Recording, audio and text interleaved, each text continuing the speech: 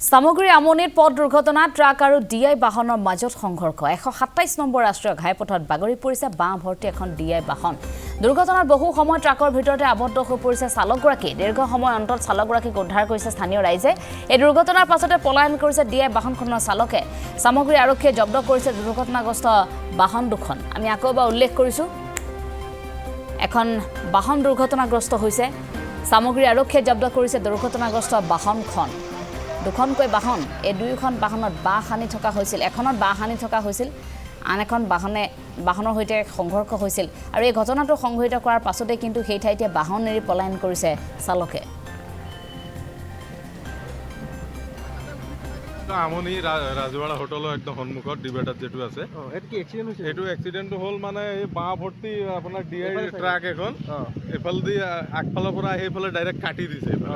তাৰপিছত ট্ৰাক এখন সেইফালৰ পৰা আহিছে একদম মানে মাৰি দিলে পিছফালত তেওঁ আহি আছে এই ফটককে কাটি দিছে হৈ গ'ল পিছত এই বাঁ ভৰ্তি ট্ৰাকটো পাল্টি মাৰি দিলে আৰু আপোনাৰ যেটো ট্ৰাক পিছফালে আহি আছিলে ড্ৰাইভাৰটো পুৰা ফচি আছিলে আপোনাৰ আধা ঘণ্টা পৰ্যন্ত গাড়ীৰ ভিতৰত ফচি আছে পিছত স্থানীয় ৰাইজে আহি মানে আপোনাৰ একদম হেৰি কৰি চিপৰাং দি পেলাই হেৰি কৰি দৰ্জা ভাঙি ড্ৰাইভাৰজনক উদ্ধাৰ কৰা হ'ল ইয়াৰ পৰা এতিয়া মেডিকেল পঠাইছে নাই এতিয়া তেওঁৰ একো হোৱা নাই কিন্তু তেওঁ আছে ইয়াতে আছে মানে অলপ জখম হৈছে আৰু